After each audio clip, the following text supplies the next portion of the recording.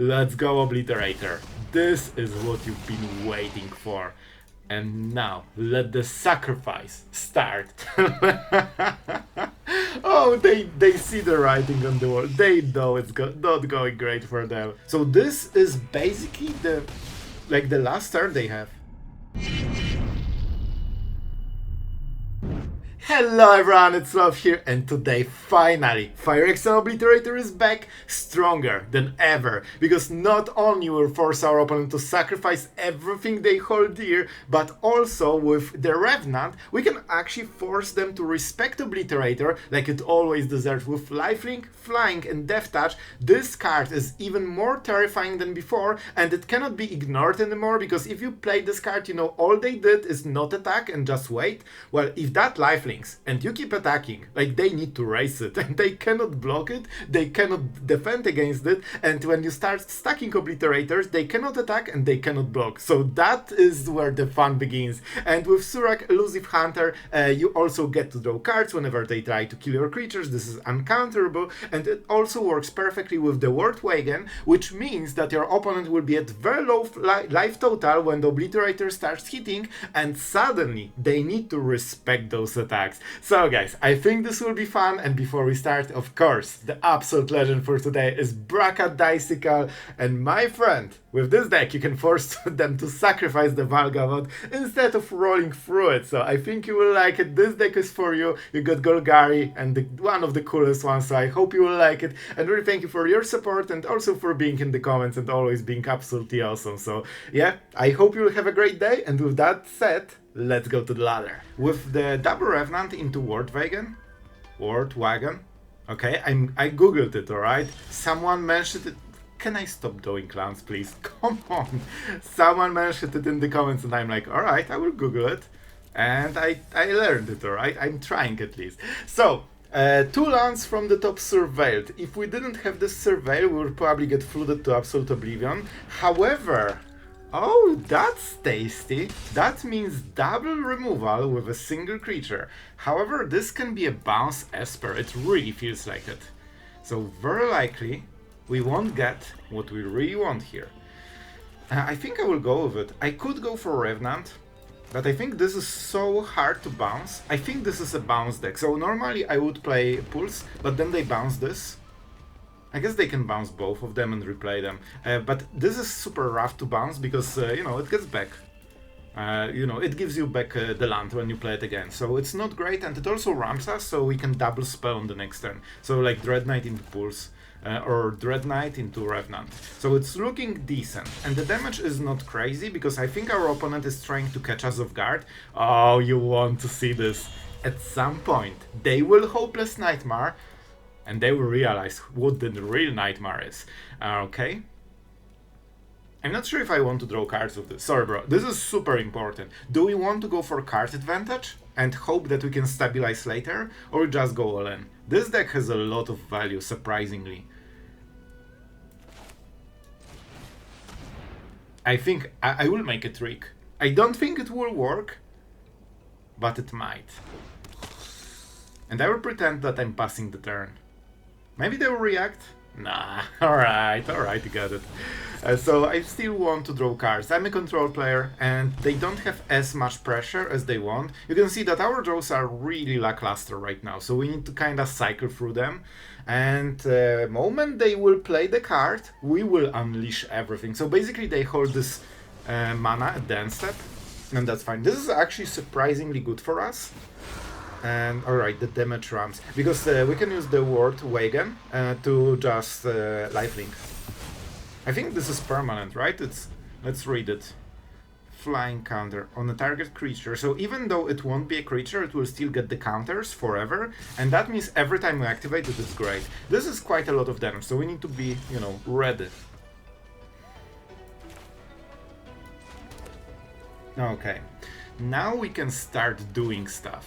Let's open with this probably. I still can go for Revenant and the Pulse.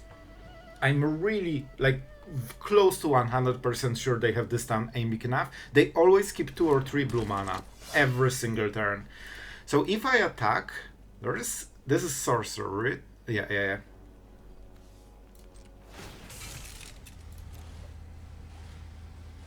I mean, that's something. This is a ton of damage. So we could go for Revenant. I like their renewability. Okay, they're reacting. Finally, we forced them. Okay. See, I told you they have this. I told you. I really hope they will play it now. Okay, I could replay it.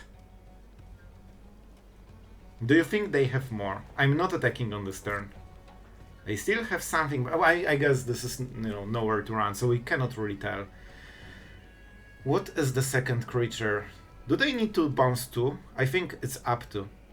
Yep, so they can just bounce the target, saving the other one. If we play a Revenant, they just kill it at the end step. So it's not amazing. I will make a risk here. I hope it works. They can Kirin, they can Distown. I think it won't work. Unfortunate. But what can you do? What can you do? This deck has answers to basically everything. With your new ability, we can do quite a lot. So they go for Surrak. I think it still targets. Yep, so we draw a card, which is kinda nice.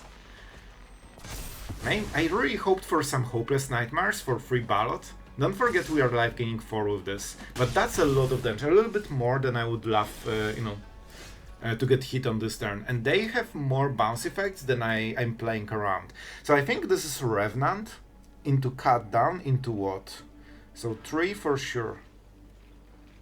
I probably need to life gain soon, but I still want to keep this. This is a good tempo play if they get the Hopeless Nightmare for finish. So 3 for Revenant. They probably can kill it. Then we go what?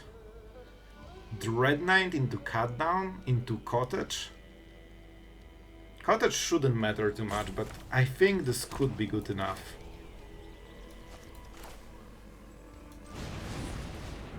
They still have more, that's the problem. We don't know exactly how much they have. But I think this is a pretty good attempt at surviving. We'll try to target Kirin probably, and we are not casting Cut Down right now, so they cannot use this 2 mana. If they tap, then we are guaranteed some value. We basically need to make one single hit to the face, and we will win the game. But we need to get to this one hit. Okay, let's see the target, probably the Revenant. But that opens some possibilities. We can block this. I will highlight it, so hopefully they put the counter elsewhere. Well, that's a bit of a problem. Alright, I still think it's Kirin. I think Scavenger, the fact that we can block it and they are forced to play more, hopefully it will be enough. I will just Chum block probably. And then we can go Baloth into Worldwagon, right? Like, those Revenants with Worldwagon are how we want to win. Okay, another removal, so they will hit for 4 on this turn. They literally never discarded a card. Bro, I have sideboard against this. Why do you not hit the card I finally want to see? So obviously that's not amazing for us. But hopefully they're soon out of their crazy plays. I mean, this is nice. I forgot I'm playing Obliterator deck, by the way. So we can go this. And guys, I think this is it. I think this is it, because we can go for Revenant on Baloth, and now we can go Bushwhack, we can fight. I mean we'll lose. Yeah, it's a fight effect. So that's a little bit risky, but this way we get more lifelink. Because it deals damage, so we get to 10. And that opens chance to survive longer. This is also a 4/4, so it doesn't die to nowhere to runs. Let's see, I really hope they're running out of answers. They really should. Come on, bro. Like, whiff. I know you are capable of it. We can play the wagon into Revenant, so we can actually live gain surprisingly quickly. And now you have Hopeless Nightmare on first turn when I don't have Baloth. Like, what is this RNG? Come on. Oh, I'm so tilted. Like, I waited for this play for all those turns, and after I play Baloth, it's like, whatever. Okay, it's fine stuff. It's no biggie. So we can go for Cottage, and we can go for the Revenant, which life gains an absolute ton. And I cannot check the priority. I could also try to hit this. I think I will go with this. I can keep doing this every single turn. We also make the food token. They have something. They cannot play bounce for 2 different permanents that we own. I would love to go for the Bushwhack. Maybe we just attack with Cottage. Man, we can just live gain with this. Okay, this is good. This is good. I know it's a risky play, but that we are missing on Revenant. But I think this might be good enough. Or big enough, you could say. We get this because they play talents. But we have the food token, so we don't live gain 4, but we live gain 3, so it's kinda the same in a way. We go to 15 basically. So like, come on, this is a good deal. I could go for Revenant right now. It's non-land, I believe. So if we know that we're at 12, can we die? I mean, you can always die against this type of deck. If they have a bounce, this will be a complete disaster. But they cannot discard Baloth at least. Even if they bounce it, and they cannot target the Cottage. Alright, this is risky, but I think it's better if we do it like this. They can also play enchantment and then we trade. Kirin. Okay. Okay, they're going, but this will reset all the counters from it. And they're not getting too much done. So, you know what? Even though it's a good counterplay, it's not as good as it might seem. Those random cards from the top will be everything. We are winning right now in the board. We beat them. So now the cards from the top will decide if this gets reversed. And they unfortunately have this. Oh my god, this is such a good card. Oh man, now they can get nowhere to run, and now we cannot block with Baloth, like literally anything. This is a really good draw. What? Why? What? I guess they want to go, but they cannot go lethal. They only have 8 damage. I don't think this is the right play. Baloth will just overtake the game, especially with Cottage. They're going for the flyer. I don't think we even need to block this because we can just keep racing them. It's not lethal. Just to make sure, I will sacrifice it. We will do it at the end step anyway. Like, I can go Cottage, Baloth, and this is way more than they can deal. Do I even play this? No, this hits harder. We have all the mana. And we do it only once, so on the next turns, we get all the value from this. You can see this Revenant is absolutely dominating the whole game, man. From the graveyard. And I think we'll just outrace them. I think this draw is something that needs to save them. If they don't hit the card, they are gone. Now they will be forced to start trading. I guess they can keep Kirin for a flyer. But we have 2 flyers, so the second one will get Pixie. Alright, they are considering Surveilled Upkeep, which is probably a right choice, to be honest. Because their cards are 2 mana. So they just want one good card that will save them, because they're really starting to get behind. Like, you can see they cannot race us. And now this is permanently enhanced. So we only need 5 mana total. That means we can play Surrak on the next turn. On top of this, on top of activating the Cottage. And of course we stack those food tokens. Really, the attack with Flyer. That might mean they drew something. They drew something that is really good. Oh, this is also very good. Okay, I think we should have it. They have only 1 play. Bro, they have nothing. This is a force block, by the way. I think they went for the wrong game plan. They should bounce nowhere to run and try to stabilize the board, because then if I don't draw good cards, they're out. I would be out. So yeah, I'll take my win. Alright, I think we will open with Duress and see exactly what our opponent is do. Bro, come on. Don't be like this. However, I have some good news. Our opponent plays a lot of creatures. We probably need to pay extra attention to every flyer. Because that's probably the thing we don't want to see. And they will have a lot of tokens with the Cat Lord. They also have the Sanctuary, so we need to pay attention. I will take this damage. They want to make something better. This is something we can ignore. Cutdown will hit surprising amount of creatures in this deck. Especially this. Oh, this is a really nice draw. Alright, with Revenant, we can force them to play extremely aggressively. So normally they won't be, playing into Obliterator, but we can force them. And sure, they got some extra value. Of course, we do not trade. But now we... Bro, what is this draw? Let's go, Obliterators! The absolute army of Obliterators. And let's raise them. So now they are in a huge pickle. They cannot attack on ground unless they remove it. So, and this deck actually very often doesn't run removal because they assume that they will be they will be winning on board. Well, not against our deck. No way. What do you do? Attacks basic land, sure. I don't see removal, that's all I care about. They have a ton of tokens, but of course they cannot attack with this. So we could start racing, but this is kinda scary. This scales the whole board super hard. I mean like super hard. I think we'll draw a card. This is a good draw, this is what I wanted. Now we can go Dreadknight. And of course, we go for Revenant. This is the lifeline. I tell you, this is what will force them into bad decisions. Because right now they lose basically the race.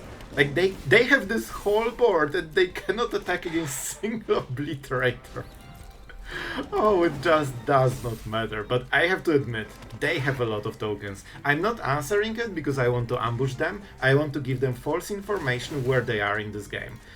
Triple life gain is a little bit nice. But don't forget we leech it as well, and at some point they have to attack. And when they will count the damage with this import, and we'll go with Obliterator, and suddenly they won't have enough. No, you aren't. No, you aren't. Yep, that's what I thought. I mean, there is a chance that they will sacrifice a lot of permanents on this turn. So how do we want to deal with this? I can attack with the Dreadknight, drawing us more card. I will go for it. I could even trade against this and kill the first Funk. Alright, good call probably. I think I will play more Obliterators because they hope that they will have enough board to go around it. Now they need to draw 2 removal cards just to attack. And as long as we are at high life total, they cannot go for the lethal. This cutdown is super important, so the last mana is like something we need to pay attention to. We cannot tap out unless we kill this main phase, but then we give them full information and I don't want to do it. Okay, this is a nice one. Well. So let me think. If I play this, I give them better information, but is it really better? Then they will know they cannot play. They might start blocking it. Normally you don't make this play, but I think in this situation it actually might help us. Oh, they see the writing on the wall. They know it's not going great for them.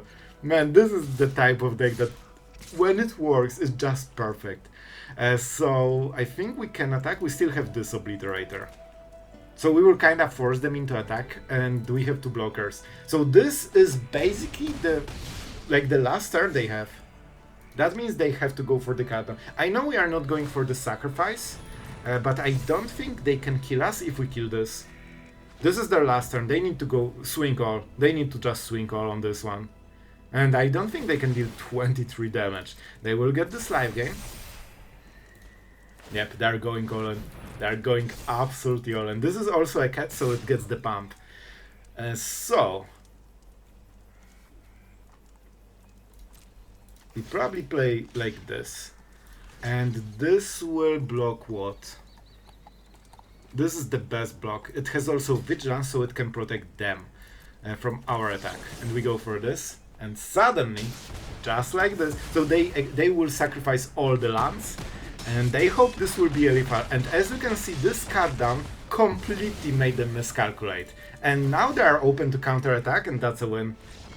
I mean, we have Obliterator, so this could be very exciting very quickly. Let's go with a Swamp. You generally don't want to show your true colors on the first turn, unless you have some upside. The Wagon, I'm learning, the Wagon is super good. Like, this is one of the best draws probably. And we can already play it, so let's do it. It also gives us haste, so every time they tap, we can already try to punish it. I mean, it's probably a Swamp. Okay, this is getting interesting. I would love them to tap and play something. Oh, no, no, no, no. Not something that destroys. Come on. At least we are getting the card, but that's a little bit over the top, bro. Do I want to go Obliterator? I really want to draw a card, to be honest. And I think we will Surveil. This is a good card. Do I care about life total? I don't think we do. So we'll just kill it one turn later. I want to draw some extra cards. And I also want to be aggressive, because moment I hit a fight spell and they are tapped, will absolutely obliterate their board. So I'm kinda waiting for one of our 4 fight spells. And I think this should be enough. We don't block, we take the damage with some dignity. And we have 2 good answers, but that's... Oh, this is nice. I will attack first and see what happens. No vigilance, so we can, you know, kinda raise them. This is 4 damage, this is 3. So we actually lose only 1 damage a turn, even though the stats on this are so much higher.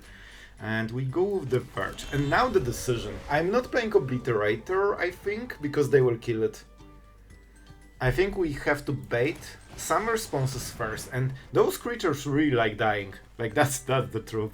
We could also cycle cutdowns on the Dreadknight, but then we lose the creature, so we will do it later in case we don't have the place. Okay, this is okay. I think we have enough answers that we can just play during their turn. I don't expect they have too many protection spells. Also, this has no power like 4, and a lot of like green cards rely on, you know, big creatures that have power 4 or higher. So hopefully it won't be the biggest problem. I could block this. Oh, they want this trade. I think I will just raise them. However, we can go for a cut down here, just to lower the pressure. It's 1 mana to completely destroy their game plan. Like, right now they are not winning the board anymore. We don't need to block, we can just raise. So they basically deal 1 damage a turn, and we are dealing 6 damage a turn because of the life link. And here's the Overlord. Okay, this could be interesting. We could pulse this, which means that we get good deal, and then we save go for the throat on this when it flips. I think this is a good idea. Oh yeah, yes. Alright guys. We need to make it work. So I can force them to sacrifice 4 permanents. 1, 2, 3, 4. That's already a lot. But we could attack and get even more. I think this is the play. Let's go. And if they double block, oh my god, they don't realize how bad it will be. They didn't go for the play. However, we can kill 1 of those, so that will hit their next land. So we kill this. 1, 2, 3, 4. They go back to 3 mana, and they still need to answer it. I think this is good enough.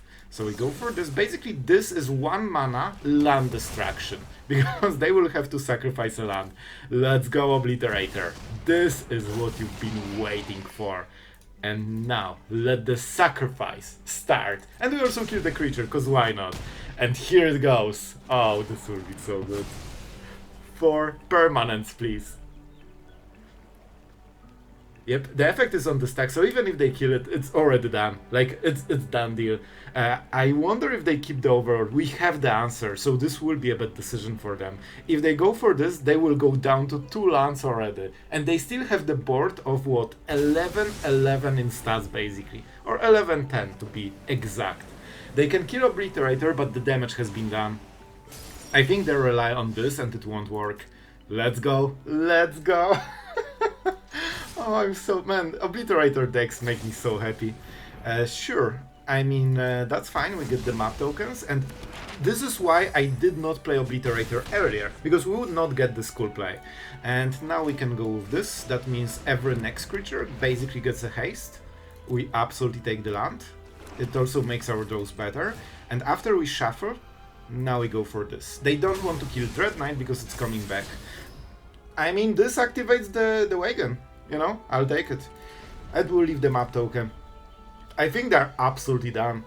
They're out-tempoed, outvalued, And even this Overlord, they think this Overlord will win the game if it flips. It actually won't, like, it won't even matter.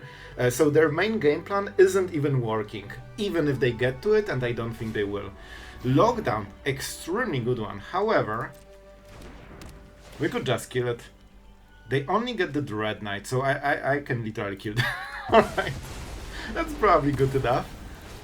So let's see. They know the next draw, so they should realize that they are fully dead, because now we can crew. I think they are just checking us if we see the play, and we indeed see the play. Opponent goes first, we have clunky hand, however, we can do stuff with this. So what stuff do we want to do? I think we will just go with this, see if we can hit around. This is a good card, I'll take it. Especially with the wagon, right? Because we can play this and then crew it with this. The Tome. Okay, so our opponent will get a ton of value. An absolute ton of value. I think we should go for the tempo. Because this might force them to tap out a little bit. Like, I would love to get this one card, but it's only one card and it gives us opponent basically full turn, so I don't think it's super worth it. This won't be easy. It seems to be a control deck. They will probably counterspell the next play. I think that means I will go for Surrak. Okay, if they tap, then I play differently. Right Sand? Okay, I expected Right Sand, because this exiles. The Dreadknight is actually pretty decent here. Like when it dies, of course. That means, man, I think this was incredibly good turn for us. Sneaking this into the board is all the problems, and now Surrak is uncounterable, so they actually cannot prevent us crewing this on the next turn. And if they target a creature, they give us cards. If they kill Surrak, then this hits them. If they kill this, Surrak stays. So now they don't have a good situation. And we have even Duress on top of this. However, the Dreadknight is here. I will open with this and see what happens. I can go Dreadknight into map token. If I hit non-land, I can still crew the Worldwagon. Okay, a counter spell, huh? Let's go. Easy as that. With this, we probably need to be insanely aggressive. I'm sorry, Dreadknight. You were great. You are my best friend. Now, be gone. Alright, so let's go for this one. We need to basically get as much value as we can, because right now we know they have no answer. So this is like an Azorius control. A normal control deck. The mythical creature of standard. So, yeah. I think we are in decent spot, but it's not over. Our opponent can kill Surrak, or even debuff it, but I think it also draws cards when targeted by abilities. Creature control becomes the target of a spell, of course, and ability, so Jace is really bad into this. It can buy time, but it's really high cost. Oh, oh, yes, yes, yes. So I could go Obliterator, but I think here we'll just do this. This puts them in such a bad spot, especially that we have another one. I should probably use the map token first, but this might trigger them to remove it, so I really want the extra stuff. Flanker is probably like one of the worst options for them. We don't really care about anything. They will go for the life gain and scry. We first allow them, so they make decisions based on the thing they expect to not get hit by this. 2 top, that means this is a good draw. We kill the creature so we can sneak more damage.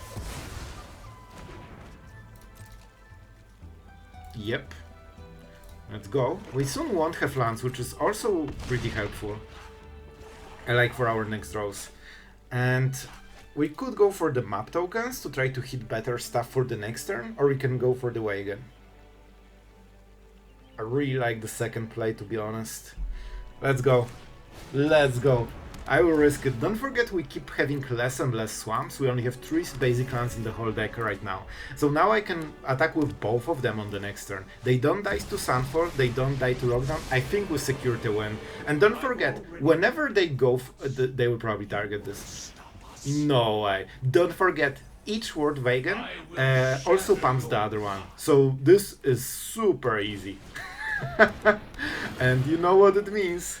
Double hit and they cannot stand it. This would be 18 damage already. Alright guys, I hope you enjoyed the video. We'll talk through some potential changes, because what I didn't say in the intro, now it's outro, Sloth. The deck is extremely versatile and you can tech it against any deck. Like, you have basically options against everything. And I also didn't mention that of course Baloth is here to go against Hopeless Nightmare unless you draw it against non-Hopeless Nightmare opponents, and against Hopeless Nightmare you don't draw it.